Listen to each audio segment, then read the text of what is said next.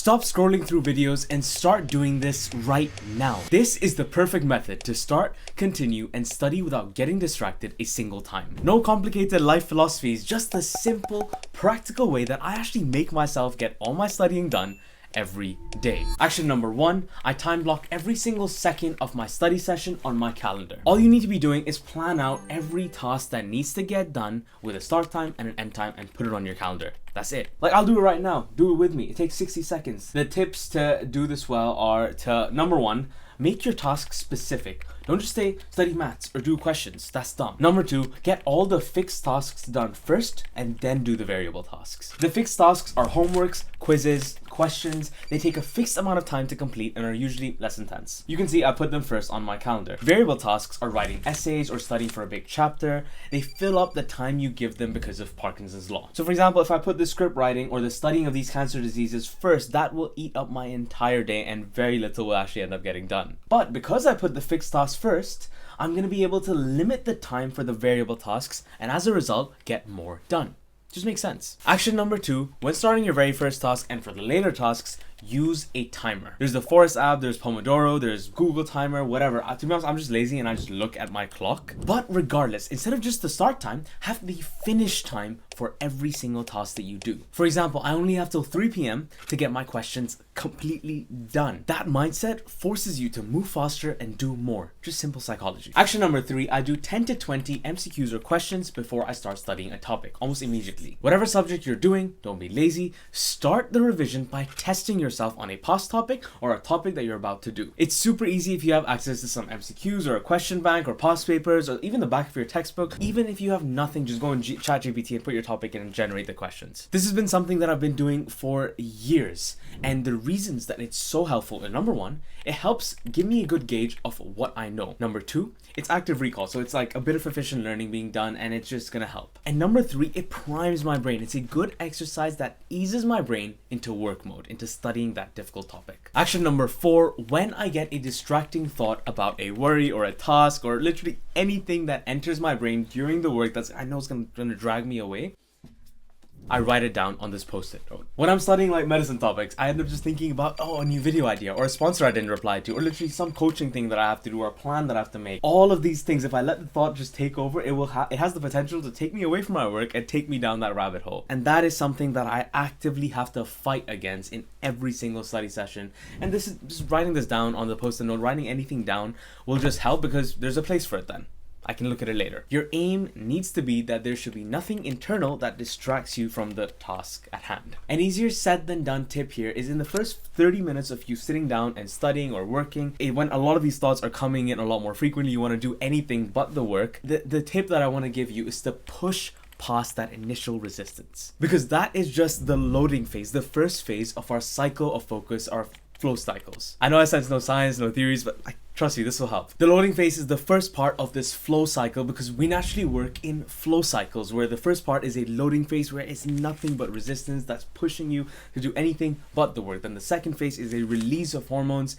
The third phase, if you ever get to that stage, the third stage is you entering a flow state where you're able to focus and actually naturally just avoid the distractions in your head. I'll link up a detailed video on this entire flow cycle and how this helps so much. But the main tip here is that when those thoughts are bombarding you, that internal distractions are bombarding you, even just thinking, this is the loading phase. I know I need to face this resistance.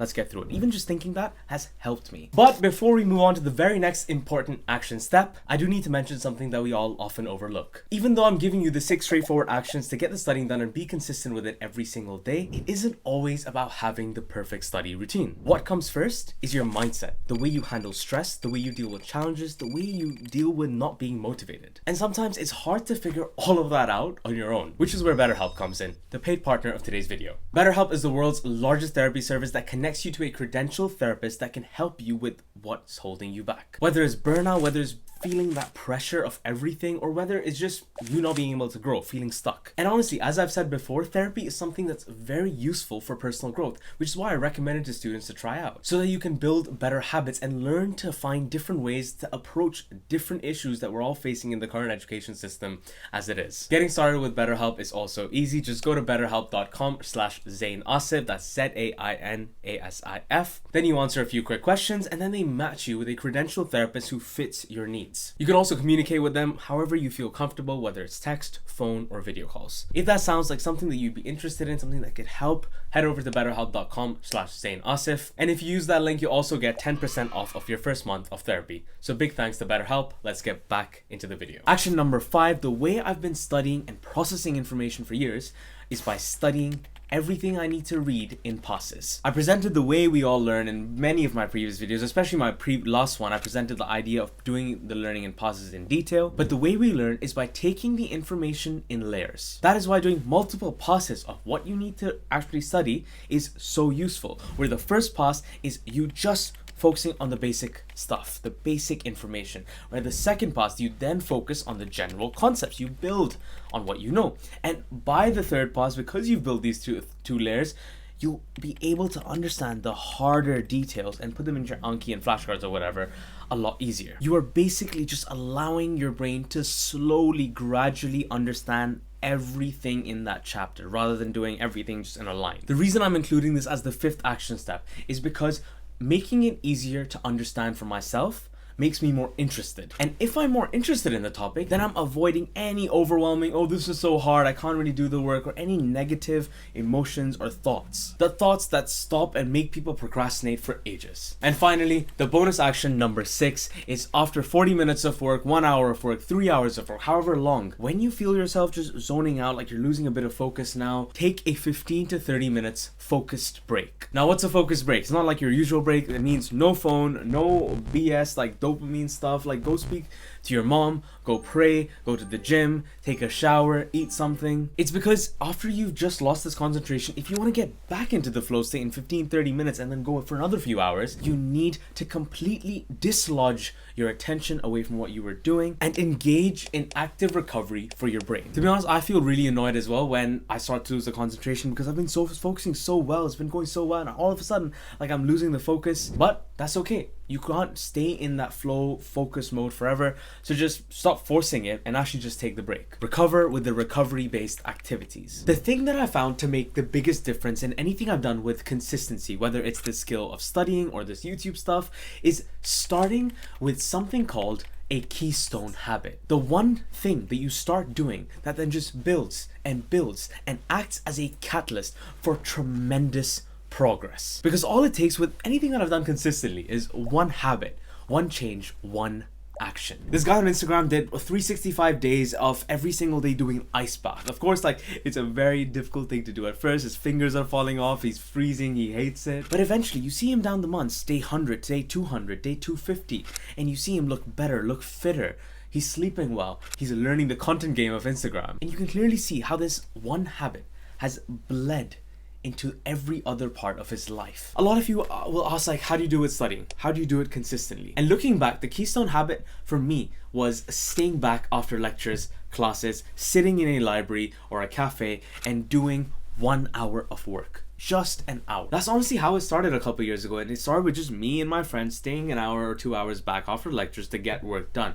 And that's slowly built, and I've ingrained this idea of extra effort in my brain, and that's allowed me to slowly ramp up and transform, I think, with the grace of God, every part of my life. Even these days, with placement and with everything going on with YouTube and building a course and all of this stuff, I started to slack on doing my questions, my regular like recall questions that I need to do, MCQs that I need to do. Even though my exams are like really far away, me and my friend decided, okay, we are going to do 5 MCQs every single day. Like as a side thing at the end of my study session, when I'm on a bus, when I'm on a train, when I'm in my car, anything. It's honestly just become a really good alternative of like scrolling or doing whatever I was doing on my phone or checking comments. And it's all because we've set a challenge of doing 5 questions a day. One keystone habit. So do the same, I urge you. Start with 5 MCQs a day, or start with staying back 1 hour after school, after your lectures. Just sit somewhere and work. If you have to go home, fine, go home.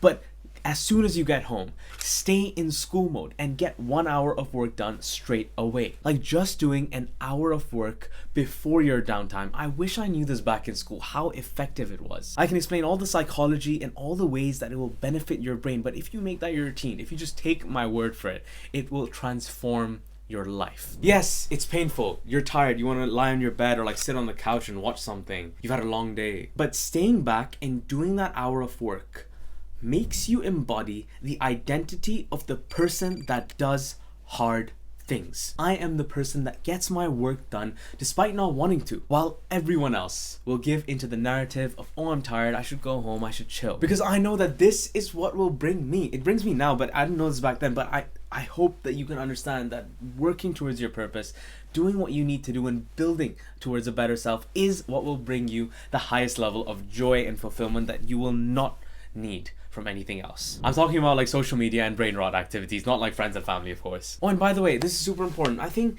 the key is enjoying the actual studying that you're doing, and the way you do that is by clicking on this full guide that I've made on how to enjoy the studying that you're doing, how to not feel like it's a drag. I know it'll help you. I just honestly just try and watch even sections of it. It'll benefit you humongously. Anyways, thank you so much for watching today. Leave a like, spam the comments, check out all the links in the descriptions, and I will see you in the next one.